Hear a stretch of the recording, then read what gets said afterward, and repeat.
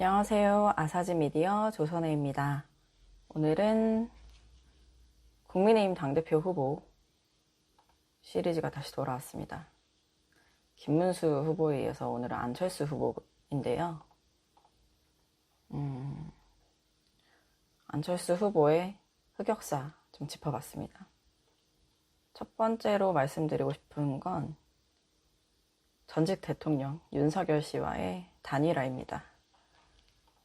2022년 3월 3일에 사전투표 하루 전날 갑자기 이제 단일화 발표가 뜹니다. 당시 안철수 의원은 국민의당 의원 대선 후보였고요. 윤석열 후보는 이제 국민의힘 후보. 그 당시에 이제 윤석열 후보랑 이재명 더불어민주당 당시 대선 후보가 굉장히 접점이었죠. 여론조사가 이제 엎치락 뒤치락 하던 상황에서 안철수 당시 국민의당 후보가 이제 단일화에 나서면서 신승을 이뤄냅니다. 윤석열 후보가 0.73%포인트로 이제 이겼는데, 아시는 것처럼 이 단일화 후보 단일화 효과가 어땠는가를 이제 연구한 그게 있더라고요. 보고서가 유재선 계명대 교수님이고 2022년 3월 28일 후보 단일화 효과, 안철수 지지자의 선택은 대선 승자를 결정했는가 라는 이제 주제로 연구 결과를 발표합니다. 거기 이제 보면은 안철수 지지자들은 이슈에 대한 선호와 후보에 대한 호호에 따라 자신들의 표를 윤석열 후보와 이재명 후보에게 57대 31의 비율로 나눠줬고, 그 결과는 0.73%포인트의 차이를 만들기에 충분했다. 윤석열 후보는 역대 최소 득표율 차이의 신승을 거뒀다. 후보 단일화가 없었다면 윤석열 후보는 선거 승리는 물론 정권 교체도 성공하지 못했을 것이다. 여러 가지 연구를 해요. 뭐 부동산 정책이라든지 이재명 후보에게 좀 불리했던 상대적으로 그런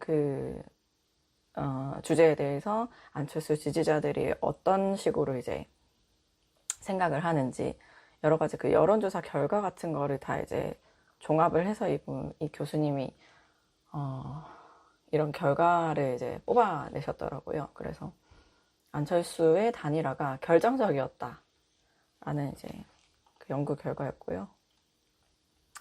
그런데 이제 좀 안타까운 건 안철수 의원이 대선 이후에 대통령직 인수위원장을 하고 이제 뭐 윤석열 정부 100대 과제 이래서 뽑아내고 열심히 노력을 하셨는데 그 뒤로 별로 이제 좀 편하게 얘기해서 실속을 못 챙기신 것 같아요. 국민의당이 이후에 국민의힘과 합당을 했는데 그 뒤로 이제 좀 여러 가지 파열들이 있었죠. 사실상 해산 수순을 밟은 거나 마찬가지라 이제 분석이 많고, 또 안철수 의원도 국무총리 썰이 좀 돌다가 못하셨고, 한덕수 총리가 그걸 하셨고, 이후로도 뭐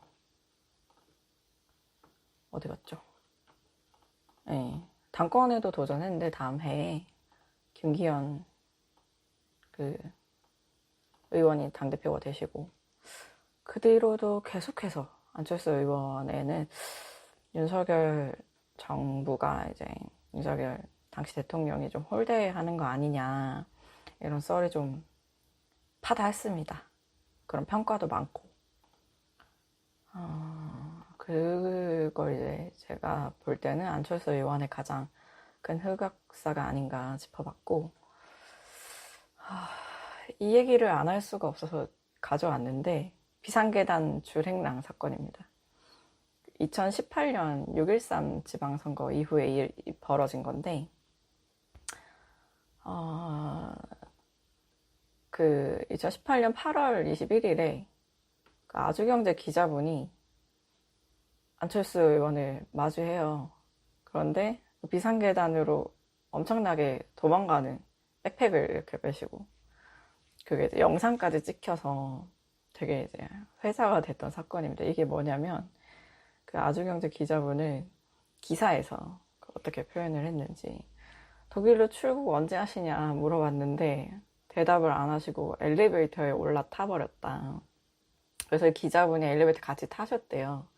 근데 이제 탔다가 옆에 계시는 이제 그 안철수 의원 쪽, 당시에 이제 그러니까 2018년 6.13 지방선거 때 서울시장 후보로 나오셨어요. 바른미래당 서울시장 후보로 나오셨다가 이제 낙마했는데, 그 뒤로 이제 이렇게 기자분을 만나게 됐다가 도망을 간 거죠.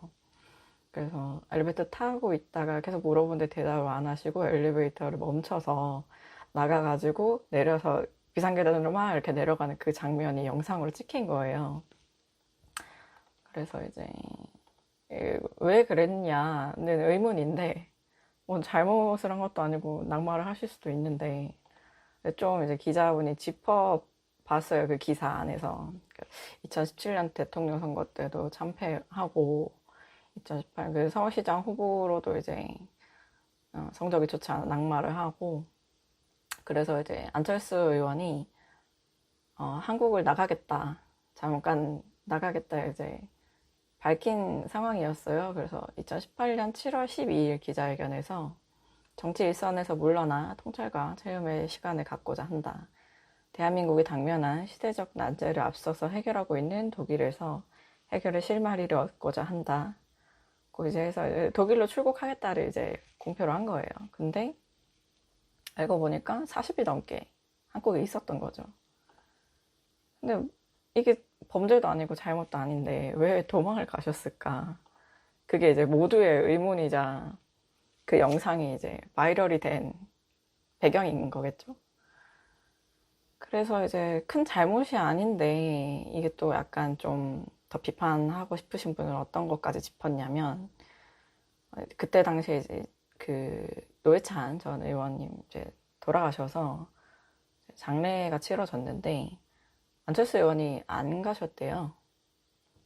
그래서 다른 사람들은 독일로 갔으니까 못 오셨겠거니 이랬는데, 그게 아니라 한국에 있으셨던 거죠. 그러면 그냥 여차저차 출국이 미뤄졌다 해서 오시면 될 텐데, 그것도 좀 의문이고, 마지막으로 말씀드리고 싶은 그 안철수 의원의 패착은 2017년 대선 토론에서 노무현 전 대통령 묘소를 이장하자 갑자기 주장을 하셔서 이게 진짜 좀 또 화제였다고 합니다.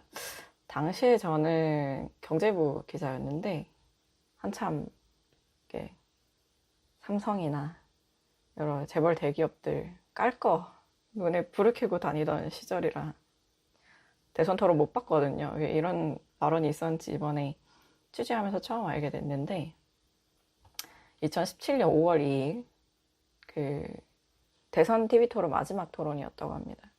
당시에 이제 안철수 의원은 국민의당 대선 후보였고 이렇게 얘기를 했다고 해요. 유족의 동의가 있어야겠지만 국민 통합을 위해서는 노무현 전 대통령의 묘역도 이제는 현충원으로 안장해 전직 대통령들과 함께 모두 참배할 수 있는 세상을 꿈꾼다. 누가 이런 걸 꿈꾼 거죠? 그 노무현 전 대통령 묘소가 지금 그 경남 김해 봉하마을에 있잖아요. 이걸 이제 서울 현충원으로 옮기자는 주장인데, 이거 뭐 옮기면 국민 통합이 되나요? 보수 쪽 정치인분들이 혹은 보수 쪽 지지자 국민분들이 노무현 전 대통령 묘가 멀어서 못 가시는 건 아닐 것 같거든요. 실제로 거기 이제 봉하마을에 진보 쪽 거물급 그 정치인분들 때 되면 이제 때때마다 인사를 드리러 가는 왜 제가 목이 메죠?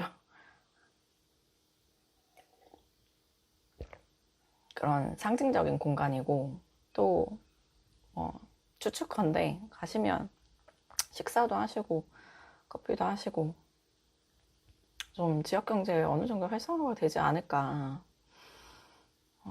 노무현 전 대통령이 거기까지 생각을 하셔서 거기 이제 묘를 해달라고 하신 건지는 저희가 이제 알 수 없겠지만,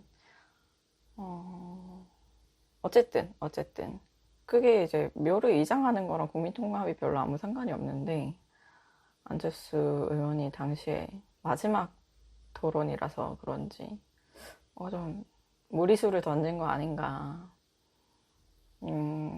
그래서 그런 이게 또 아무리 생각해도 타겟팅이 되는 층이 없거든요. 보수층은 보수층대로 노무현 전 대통령에 대한 인식이 안 좋기 때문에 왜 서울로 데려오냐 라고 할 수도 있고, 진보 쪽 분들도 아니 왜 함부로 묘를, 유족 분들도 마찬가지실 거고, 중도층에서도 왜 남의 묘를, 도대체 누구를 타겟팅한 건지 이해할 수 없는 굉장히 충격적인 발언이었고, 실제로 2017년 대선 때 별로 성적이 좋지 않았죠. 라고 했는데 제가 다시 생각이 안 나서.